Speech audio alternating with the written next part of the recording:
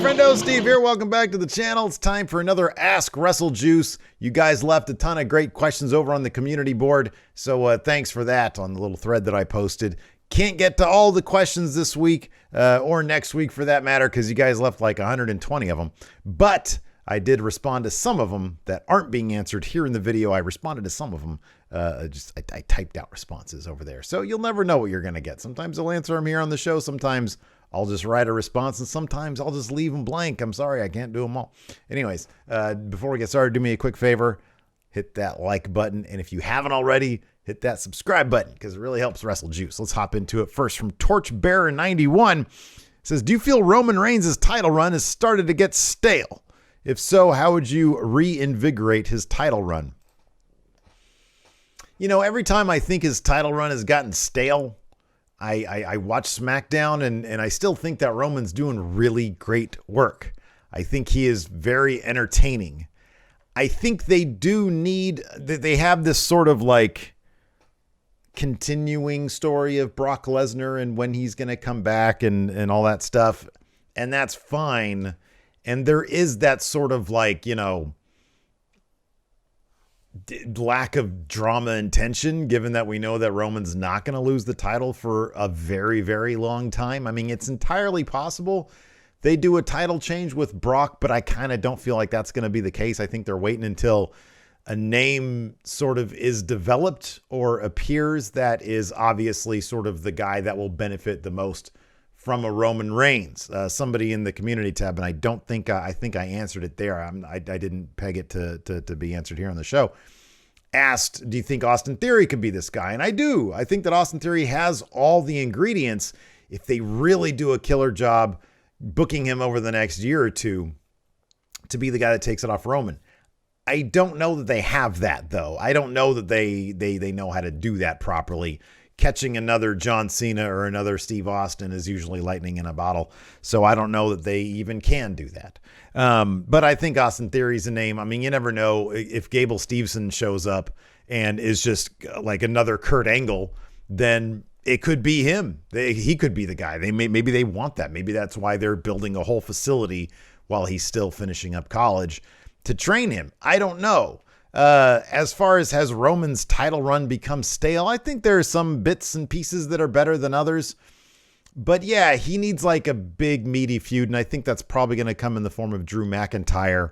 We need to feel that whoever is going to challenge him next is going to be a real threat. So I don't know. Is it stale? I feel like most of WWE is stale, and his is sort of the one spot that's actually kind of bright. Him and like RK Bro are pretty good. And Seth Rollins is doing really, really great work. I kind of feel like they should have kept Seth around on SmackDown to challenge Roman next, because I feel like a real flamboyant character like Seth Rollins would spice up Roman's title reign a little bit more if they feuded. So is it getting stale? I don't know. I could see arguments both ways. I'm still entertained by him. I do feel like they need to start booking some more twists and turns for Roman Reigns, though, to make sure that it doesn't get too stale and people just start dropping out. But SmackDown's still doing pretty good in the ratings. BlackShadow said, we've heard a lot of solutions to the slog that is Raw from you, but if you had to choose the most pressing thing to change about Raw, what would be your number one? If it's anything in the universe, money be damned, it would be bringing Raw back down to 2 hours. That would be my number one thing, but that's an impossibility. Within the realm of possibilities, it would be, I'm curious to know what Raw would look like if they just did not allow rematches in any way, shape, or form, unless they are pay-per-view rematches. Then that would be okay. But a Raw without rematches, I mean, then would they just revert to can they coexist tag matches to further along feuds? I don't know, maybe. But like, I feel like rematches, the redundancy of Raw is a major problem. Often it can feel redundant. That or eliminate recaps. I feel like Raw is best if you just stick, wrestling is best. Limit your interviews, limit your recaps, get to the damn point, limit your rematches. Those are three things right there. Limit recaps, limit rematches, limit interviews. And it should be a better show. Strangers with Court asks, are there any women you'd love to see tag together in AEW to help build a women's tag division? I love Tay J, and I think a good tag team feud would be fun to see. I think that's a great idea. Okay, so I'm looking at the AEW women's roster right now. A couple names stand out to me. Red Velvet and Ruby Soho. Visually speaking, Red Velvet obviously wears a lot of red. Ruby's got orange hair. I think they'd look great together. Plus, you get that sort of veteran and newcomer type feel. I think Ruby can impart a lot of knowledge to Red Velvet and make her even better. I think that'd be a killer tag team right there. Serena Deeb and Layla Hirsch. If Serena Deeb sort of made Layla Hirsch go heel, I think that could be a really fun wrestling tag team right there. Of course, you've already got Jamie Hayter and Rebel. Maybe you could have Jamie Hayter shape Rebel in kayfabe into sort of more wrestling shape. Not shape, but, in terms of, hey, they could be a real threat together as opposed to Rebel, who's kind of a bit on the bumbling side, and that's sort of like her character, and that's fine. So there's some names for you. How about this? Abaddon and Chris Statlander. How cool would that be? An alien and a demon. Holy shit. That writes itself right there, doesn't it? I think that'd be terrific. How about Big Swole and Hikaru Shida? That'd be badass. I like that. There are all sorts of great names there. My goodness gracious. Anyways, let's go ahead and move on. What a good question. Next up, Orlando Wright says, despite talent releases and less than ideal ratings, do you think WWE has financially future-proofed itself? I guess you'd have to define the future. But yeah, kind of. How do you not? They have multiple billion-dollar deals. The Saudi Arabia deal is, I think, a 10-year one. They still have 7 years left on that. They still have 3 years left on their TV deals. So yeah, I feel like they have financially future-proofed themselves. I think they're in great shape. I think SmackDown continues to get pretty decent ratings for Fox on a Friday night. Raw, the ratings on Raw are not great, but the demographic number, if they care about that, if USA cares about that, then they got to be probably pretty happy about that. They always get like number one in the cable night ratings or something. So yeah, I think for the time being, WWE is fine financially. They have, like I said, multiple billion-dollar deals. Mayor of Planet Houston asks, what would wrestling have looked like had Shawn Michaels left and went to WCW? He says the obvious answer is Michaels joining the NWO. So what if Shawn Michaels somehow found a way out of WWF and became the third man? It's a much different. I have no idea. That is such a splinter. That is such a variant of a universe right there that I have no idea how to answer it. I think that Hulk Hogan joining the NWO really was sort of like such a big earthquake moment. I'm not sure if Shawn Michaels coming over and becoming the third man would have been the same. I feel like, I'll be honest with you, I feel like Hulk Hogan probably would have gone out of his way to bury Shawn Michaels. We would have gotten SummerSlam 2005, 9 years earlier. And yeah, I just think it probably would have fallen apart and it would have been crap. But Shawn Michaels only like 2 years away from, but then DX was there. I don't know. That's a really different universe. That's a great question, though. Diamondite says, what is your opinion on some of the NXT UK guys, such as Jordan Devlin, Walter, Tyler Bate, Noam Dar, etc.? You think they should have more prominent roles in WWE? It's sort of a double-edged sword, because I would love to see my dudes over in Gallus, for example, show up on SmackDown. I'd love that. Who wouldn't love it? I think it'd be great. Mustache Mountain over on Raw, that'd be fantastic. Get together the entirety of British Strong Style. I would love to see that. I don't know that they would be treated the way that they should be on main roster, because, look, there's all sort of evidence to suggest that they wouldn't. Should they have more prominent roles in WWE? I love NXT UK. It's like my favorite thing, literally my favorite thing that WWE does. NXT UK is a solid 1 hour show with some of the best weekly wrestling on television. And the stories are all effective. They're efficient. They get it done in an hour, and it never feels like you're missing out on anything. NXT UK is terrific, and I kind of just wanted to stay where it is, but they need they deserve a bigger platform. So I really don't know what to do in that situation. I really don't. I wish I did. Yeah, send a bunch of those guys up to main roster, but treat them with the respect they deserve. Let's see here. Schadenfreude, 47, says the Monday Night Wars had a lot of characters that parodied other companies. Gilberg parodied Goldberg. B.A. Buzzkill parodied Road Dogg. Will we see some characters like that for the WWE AEW rivalry? I feel like WWE's kind of beyond that at this point because they don't view AEW as like a real threat. And I feel like that was more in response to WCW coming off as a threat. So I kind of feel like WWE wouldn't do that. And I kind of feel like that's not AEW's thing. So I would be kind of surprised if we saw something like that. It's more, they like to spoof that kind of stuff on being the elite. Some of the sillier business practices of WWE that get out, like the Adam Cole manager stuff. So, I mean, we kind of see it on being the elite, but I don't know if it'd make its way. Well, I mean, it has made its way to their programming. Like they call him Budge, or, you know, they sort of reference that anyways.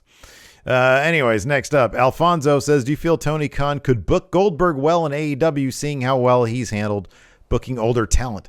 I don't know, just because Goldberg is such a different dude. Like WWE has treated him really, really well.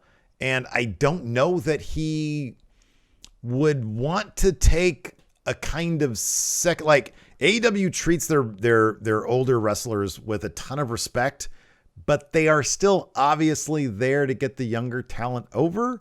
And I think Bill Goldberg he'd feel like, hey, you know, I should be the man over here. I should be like, he'd be trying to call his own shots, which is kind of what we saw when, you know, he came in and allegedly, you know, refused to do a job to the Fiend. And then we had Goldberg as Universal Champion.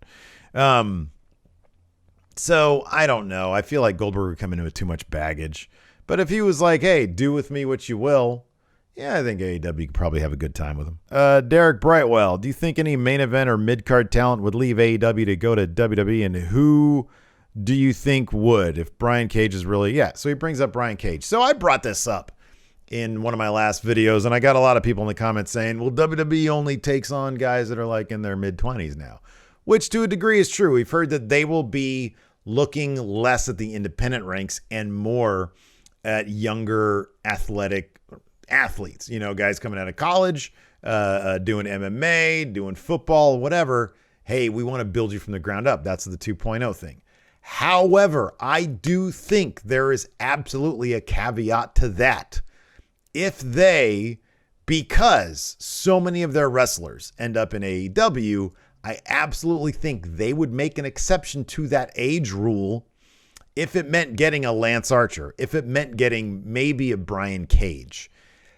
If they felt those names were big enough to be able as a company to say, hey, we're a destination also for people who aren't happy in AEW, I think they would do it. Is that a priority for them? I don't know. I honestly don't know. The contracts in AEW, the first round of contracts in AEW, I think like the bigger names were like 4 years. Like I know the Young Bucks just re-signed as EVPs there in AEW. Hangman Page, I swear I thought his was like 5 years. So we're still looking at what, I don't know, another couple of years on that, at least another like 3 years, I guess. So yeah, I don't know. I think that they would probably say, yeah, it might be worth it to sign a couple of these dudes over from AEW just so that the perception is there that, you know, hey, people aren't happy over there all the time either. They want to come over here. I don't know. I get the feeling they would make an exception in that case. But yeah, I mean, in my opinion, it'd be Brian Cage, maybe. And then, and yeah, I feel like a guy like Lance Archer might get a big payday at WWE. And he's not used all that often. I know now he's recovering because he had that neck injury, but I don't know. He hasn't always been like a top guy. Maybe he'd want to.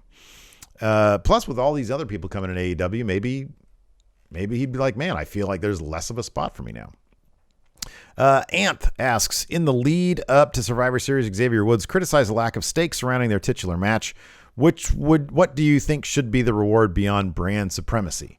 I think Survivor Series should lead to the draft. I think the draft should be placed after Survivor Series. This is actually something that one of the friendos over at Going in Raw said, and I forget who it was, and I apologize, but it was a great idea. You do the draft after Survivor Series. That way you have a whole year to lead to the brand versus brand thing. They'll have more identity with their brand over that year. And then the winning team gets to when the draft comes along, the winning team either gets like, first pick, or the winning team gets to protect more of their roster, something like that. Let's see here. But yeah, I think it should be related to the draft, not because the draft is about the brand. I mean, it makes a lot of sense. I'm shocked they don't do it. Let's see here. Mikhail, what would you change about Survivor Series to make it feel on par with the other big 4 pay-per-views? Do exactly what I just said. We'll end with this one. Lick asks, how do you think the Hangman Page storyline might have played out differently if Brody Lee had never passed away, since his death was the catalyst to turn the Dark Order babyface and have him be legit friends to Hangman? I don't know, but that's a great question. I know Colt Cabana had said that in an interview that there were originally plans for him and Brody Lee because, he was being recruited in the Dark Order and he was hesitant to do it. There was a story there. Obviously, there was going to be a story with Hangman Page. Unfortunately, we never got to see that play out. I imagine with AEW, the way they do things, it was probably going to be a pretty simple thing. But, I mean, clearly the Dark Order being his friends, that came about because of Brody's death. So I don't know. It would have been interesting to see what Hangman's story would have been. Maybe he would have been recruited by the best friends instead because that's their name. I don't know. Maybe it would have been the same story, but just a different group of faces.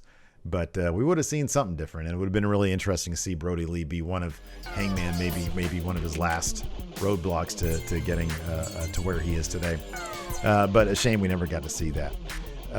Yeah, that's going to do it. Thanks everybody for tuning in. I appreciate it. I'll be back with more of these questions next week. Check out the other videos. They're right there. I'll see you over there. Okay. Just click on one of them. It helps the channel. Click on it.